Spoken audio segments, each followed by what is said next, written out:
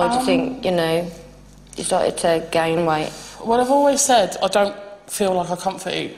Yeah. But looking back, I think I must have done, because that's when my granddad was in hospital and he died shortly after that.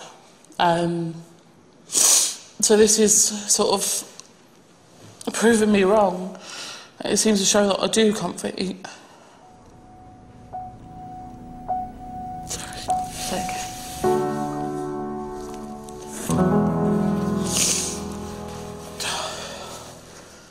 With Julie getting the picture about where her problems lie, Jade remembers a time when she could face her own reflection. I felt beautiful when I was carrying Jake because I had more weight, I had this you can see it in your arms. That's how I want to be again, minus the big tummy.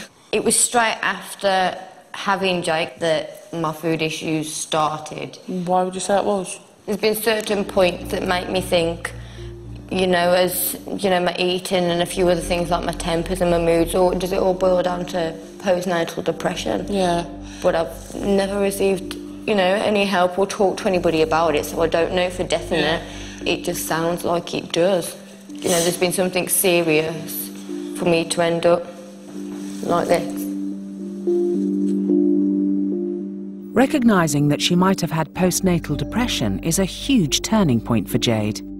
It can affect up to 10% of women after giving birth, and many like Jade don't even realise they've had it. One of the major side effects is a loss of appetite. This can result in feeling run down and irritable. A healthy diet of fresh vegetables, fruit, milk and cereals, all packed with vitamins, are known to aid recovery. For more information about dealing with postnatal depression or anything else from this programme, visit our website, channel4.com/health. The following day, and Jade, now keen to make progress, is hungry for nourishment and can't work out why Julie's portions are so small. That's my lunch.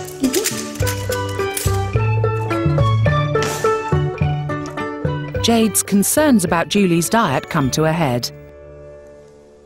Julie, there's one thing now that I need to say. Right. You don't live off what I've been given so far and got yourself, you know, 24 stone in weight from this sort of thing. That's right, that's what I would have for my lunch. You'd have 2 cheese and onion rolls? Yes. I don't eat like a pig every day, like people seem to Julie, think I do. I'm not being funny, but you're 24 stone. Do you not think I know that? It doesn't make sense, Julie. It doesn't make sense. I'm only saying what I know is true. I'm not lying, I'm not... Is it true, though? Yes. It doesn't look like it. Well, maybe it doesn't. It doesn't. But what?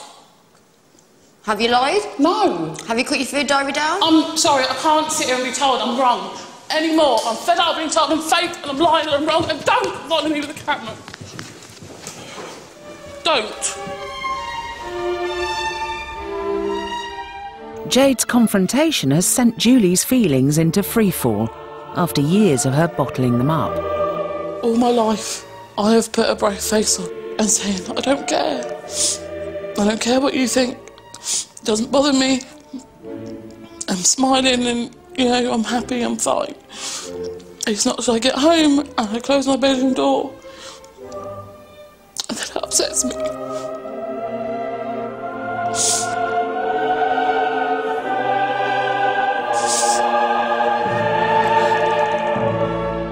With the atmosphere, shall we say, fragile in the house, Dr. Christian wants to get the girls back on track. I think it's okay to be emotional, it's okay to be upset. In fact, it's healthy. If things move you, upset you, be moved and upset. It's fine. It's been 10 or 11 years that I've been this way, and it's going to take longer than a week for it to change. And I'd like it to take time. I don't think you can do it quickly. I don't think you should do it quickly. And this is life, actually.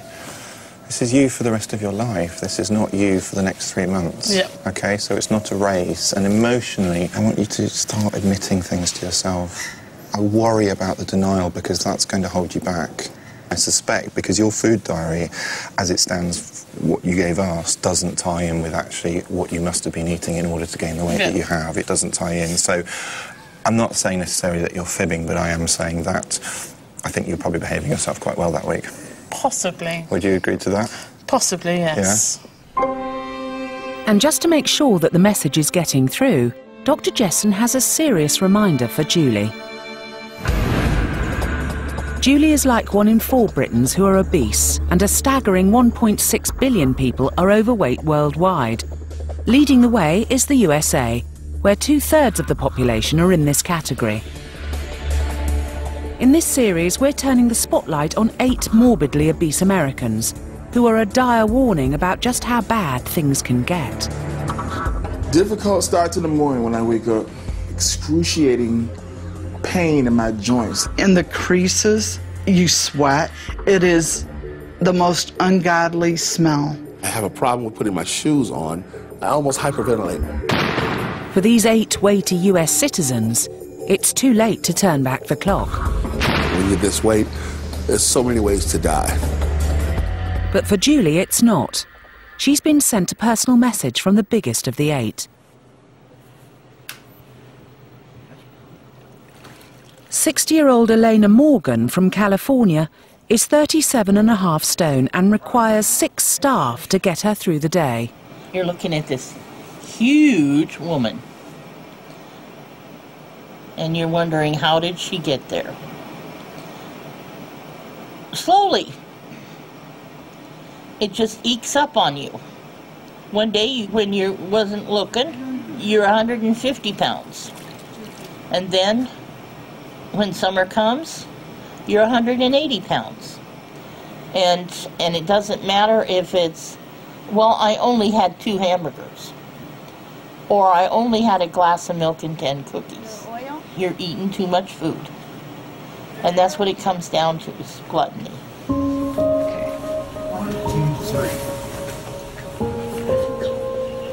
So, you know, when you get this desperately ill, you're in trouble. And there's not anything anybody can do for you. You either have to bite the bullet and heal, or take the slippery slope to death. And me, I know that if I don't lose this weight, I'm going to be dead.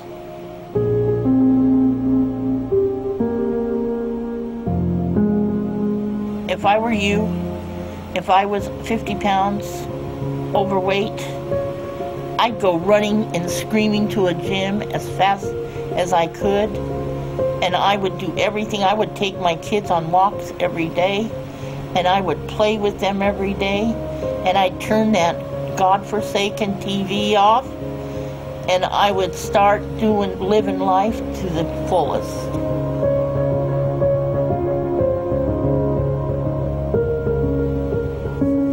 Julie, you got to change from the inside, and you can save yourself.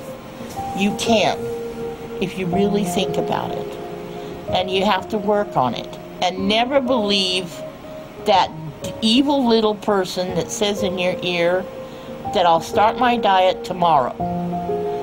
When you hear that voice come in your head, I'll start my diet tomorrow, believe me, that person's out to kill you.